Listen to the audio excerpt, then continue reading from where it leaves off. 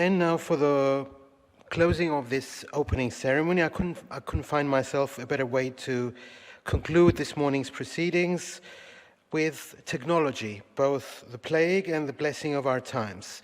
Sometimes knowledge-based, helpful and practical, and on many other occasions, quite toxic, failing, and might I say narcissistic when overused and in many erroneous ways for the wrong reasons. But enough for my introduction. We will now welcome to the floor for an interesting fireside discussion on the role of technology in our lives between Mr. Philippos Hadjizacharia, the Deputy Minister of Research, Innovation and Digital Policy, and Stylianos Lambrou, CEO of Heart Group, and also the mastermind behind the Reflect Festival.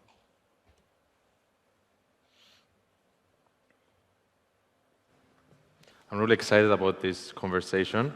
I'm also as well. We just met, and I have to say I like your passion, and I feel that you're a real doer.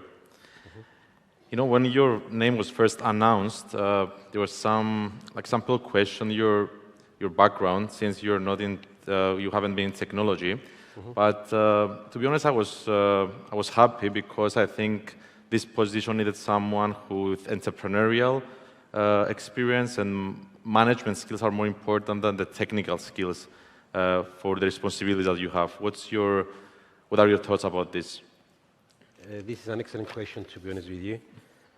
I keep receiving this question a couple of times, but I'm going to repeat myself of what I have taught to the people that they ask me the same question that you have just asked me. First of all, allow me to say what is a ministry, from my point of view. Ministry is a company. So what it means, a company, and what is the difference between a normal company and a ministry company.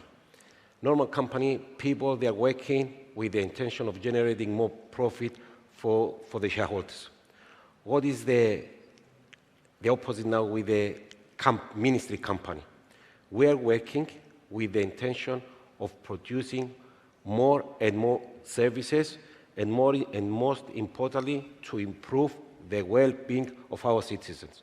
So we are not thinking of money, we are not thinking of generating money. Our goal is to provide services, and talking about my ministry, services such as research, innovation, tech companies, digitalization, and so on and so forth. So what I always keep in mind is to do my utmost to provide and supply to our society the services that they're going to make their life, they're going to make the life of our citizens easier, and I will see their faces smiling.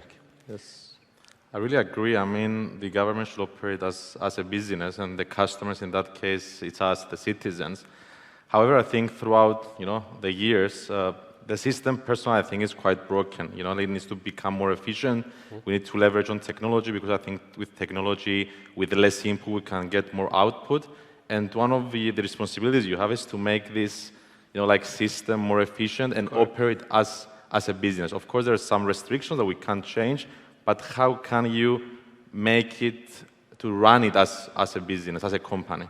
Exactly. This is another good question, and thank you for that.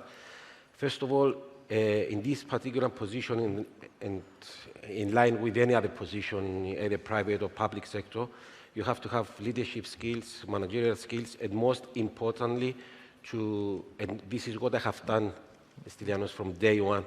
I've tried my very best, and I'm lucky for that, and proud of myself that I've managed, first of all, to use 100% the resources that I have available. And the first resource that I have available is the personnel. So what I've managed to do, I have tried to bring together the personnel, to motivate them, to try to explain to them that in order for us in the public sector to do our best, to speed up the processes, to deliver the services that we want, and we promise to the people to be delivered, we have to work as a team. And what is a team? Team, it means together everyone achieve more. So what I always keep saying to them is that and this is my mentality, lead without title. My door is always open. And I've tried my best, the team, to work efficiently to serve the purpose. Concerning, in addition of what you have just previously said, coming from the private industry, I thought that we're going to be able, let's say, to deliver the services straight away, or in a, let's say, in a short period of time. Unfortunately, the system is not the same like in the private sector.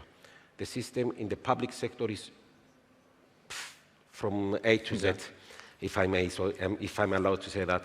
And what it means, the legalities, the procedures, the issues that we are facing, and so on and so forth, it's a nightmare. Allow me to say what I have done from the first day. I've tried to see what the other EU member states are doing. Because what I have in mind is that we don't have to invade the well. We don't have to invade the wheel at the end of the day.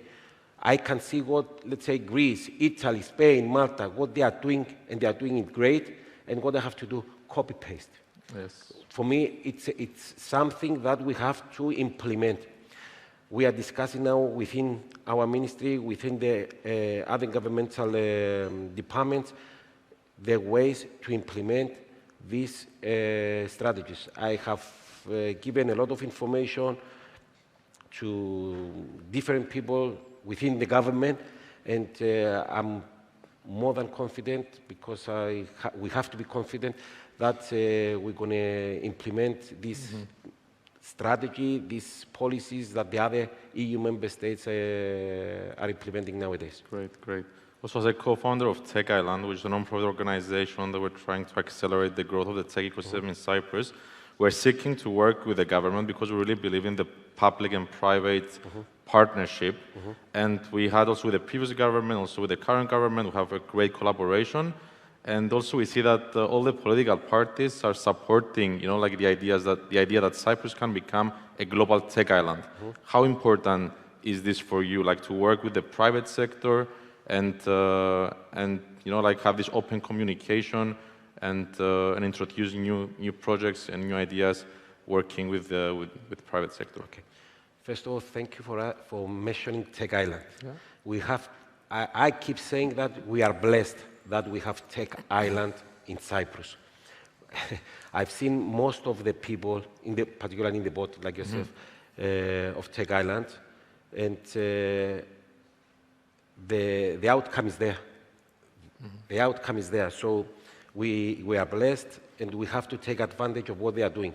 Allow me to say that the initiative of our president, inviting these very strong investors, people from overseas, that they are here in Cyprus, they are working in Cyprus, so they are the best people that they know what is happening in Cyprus. We had what we call it a roundtable meeting with them, along with the president, and I remember the president asked them a single question: what problems you are facing nowadays?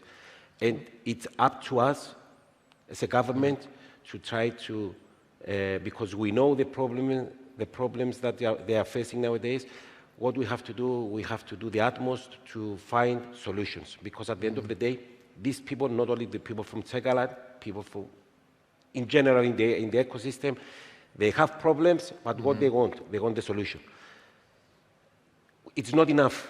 And allow me to say, Stylianos, is not enough. We have to, and this is my goal as well, we have to attract more and more well-known international, multinational organizations to come to Cyprus. I'm not talking only about the fact that we have a very favorable taxing system. It's there. It's very good. We are in line with Ireland. We have the lowest corporation tax in EU with 12.5%. We have other incentives. I'm sure that most of the people, they know them. I'm not going to repeat myself. But at the end of the day, I have a different strategy. I have a different mentality. Because coming from the private sector, allow me to say that this is not the way to attract these big organizations to come to Cyprus. And if I'm allowed to say is that the way to attract these people to come is two things. First thing, these people, CEOs of multinational companies, they want to deal directly with high-level governmental people, ministers, permanent secretaries, and so on and so forth.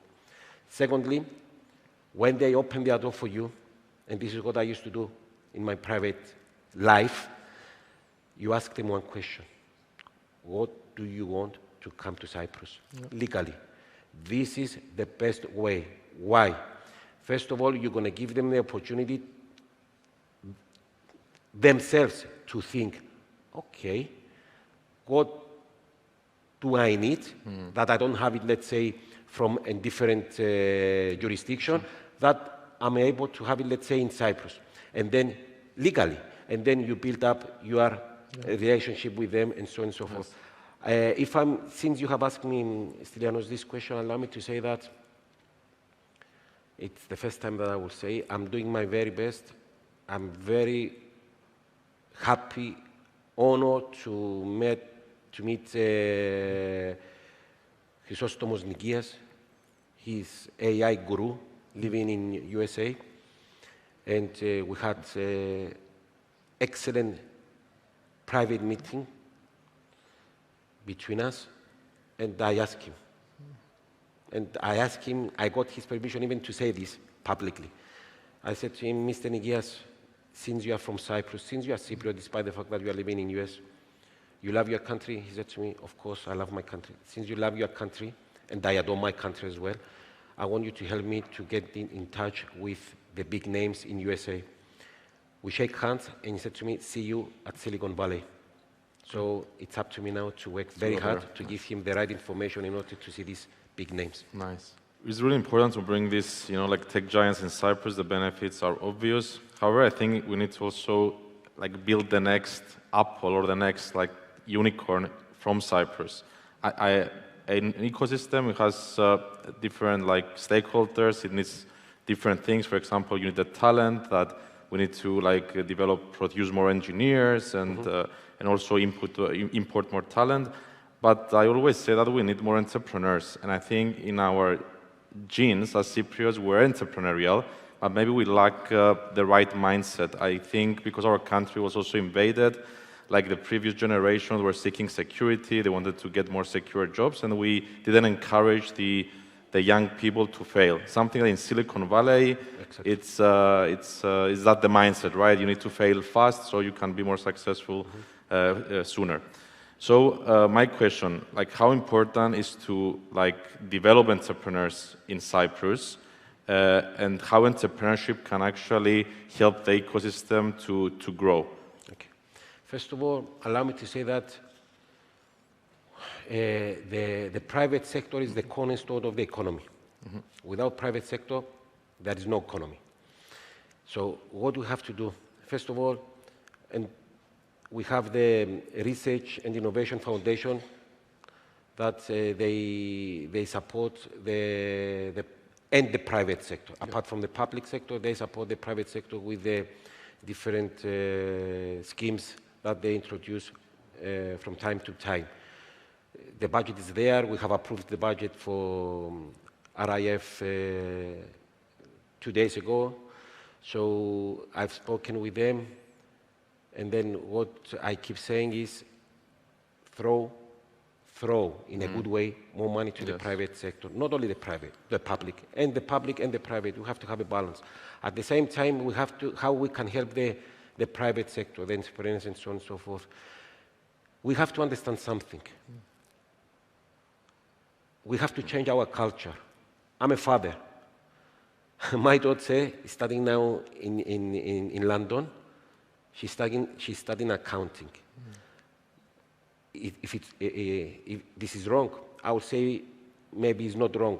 But we see that technology, STEM, science, technology, engineering, and maths are the next very important subjects that the people they have to take into consideration, and particularly students.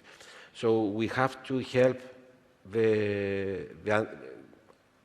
the young generation to understand that it's not what your father, is not what somebody else, your friend is doing, or your uncle or whatever. You have to see the big picture, and the big picture are the new subjects that I've mentioned before. At the same time, and this is what I've done with the universities. I've seen the universities, I've met with the people from the universities. We have very good universities, 12 universities in Cyprus. We have 7 centers of excellence. I've seen them all. With the universities, I told them clearly, introduce courses, subjects related, heavily related to tech, because you're going to help the new generation to study this, and at the end of the day, we see for the next, I would say, the next 10, 20 years, this is the new, I would say it's an open door for the youngsters to find a job tomorrow. I'm sure that you are aware for the artificial intelligence. I've seen in person when I was 2 weeks ago at Malta, at Med9, how they change the legal, the tax. And don't get me wrong, they don't replace people. They create new jobs. They create new jobs, they create new jobs. They speed up the process. So what it means that the people that they're more efficient. Exactly, the people are more efficient and more productive and to the point. So I've spoken with these universities and I explained to them that you have to do this. At the same time, I've mentioned that, and this is something that I will discuss it more thoroughly with our Minister of Education. I totally believe that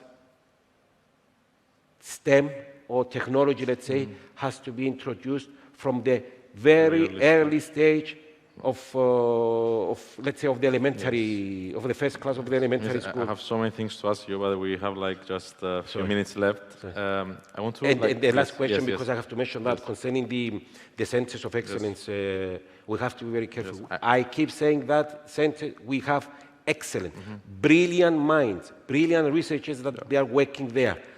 But my goal and their goal should not be only to write reports about X or Y research studies. I have a question about this. I will do like 3 questions in one question then.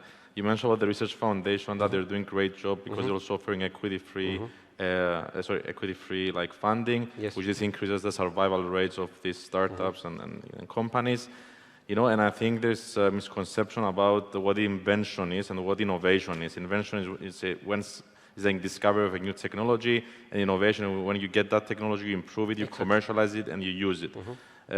Without having all the information, discussing with some startups, some research done at universities, the policies, they're not encouraging the commercialization of these projects, and this is an issue, it's a challenge, and we need to take example of other countries. That's the first question, that we need to support these scientists, these researchers. You know, so I remember when I was at UCL in London, DeepMind, Demis Hassabis came from the university, and then it was acquired by Google, right? So this is really important. Since we're at the Cyprus Forum, we need to speak a bit about legislation as well. That's my first question. The second one, we need to improve and enhance the innovation brand of Cyprus. Also what we do with the Reflect Festival, we bring Silicon Valley to Cyprus, we bring Middle East to Cyprus, and this is the best way that they can experience and see that we have real substance here, because also when we travel abroad, unfortunately, they don't know Cyprus. They think we're a small island with no substance, which is not the truth. Which, in my opinion, I think Cyprus can be one of the top 10 countries to work, to live, and play. And this is the second thing. And the third thing, it's maybe a message to the talent, the Cypriots in the diaspora, that they are in this dilemma, because also when I was finishing my studies in 2014, I returned back. I took this, this risk and came back during the crisis here. So maybe these 3 things. One about the universities, the second one about the innovation brand of Cyprus and how we can enhance it, and a message for our students in the diaspora or the ones who graduated already and they're working there. Okay. Concerning the first question, I will start with the second one, which is something that I would like to disclose it today, I mean public. concerning the innovation and how to promote this innovation, so on and so forth. Brand, exactly. I'm a fan of what we call it the sandboxes. I don't know if I'm ready to analyze it, but just for people to understand what is a sandbox, which is unique, and you have to take advantage of that. Sandbox is special, let's say, community, if I can call it like this, where the innovative companies, startups, they're going to be there, and what they're going to do, it's flexible, regulated. Flexible, regulated. It means that these innovative companies, they will do their very best to innovate something, to create something which is not so hardly regulated, and then it's going to be tested. So you give the advantage to these brilliant minds to create something which it may have huge impact in the society and worldwide. This is something that I'm working very hard, and I'm more than confident because it's something that we're discussing at the EU level stage. It's something that is very favorable. They see it very favorable as well at the EU. At the same time, data center. We need to have a data center in Cyprus based on the ISA 27001, where imagine we have so many, we have, let's say, around 500 plus startup companies, and they are discussing about the data center, green, and so on and so forth. We don't have a data center. We have to have a data center at the end of the day in Cyprus. This is how we're going to attract the more companies to come to Cyprus. At the same time, I have to admit that the banking system in Cyprus, we have a very strong banking system in Cyprus, but at the end of the day, they have to be not flexible, but they have to serve the people, particularly the foreigners, the investors that they are coming, not, let's say, to waste years and years to... So maybe you can answer just the question about the universities, and 20 minutes wasn't enough. For me, it's not enough. Sorry. So we need more next time, but maybe you can answer this because I think this is something that people are interested in. I don't know if you're aware of this specific legislation. Yes, spin-off. Yeah, the spin-off. Okay, yes, so maybe you can I give also... Of course. Your thoughts. Okay, concerning this one, allow me to say that from my ministry, the job is finished. Yes.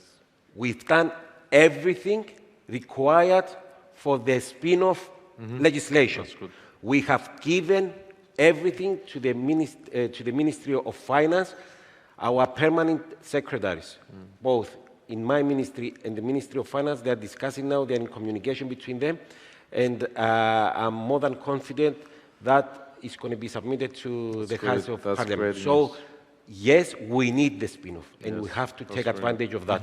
Last message. Yes. What, if I may say so, is that we're working extremely hard, for two things. First of all,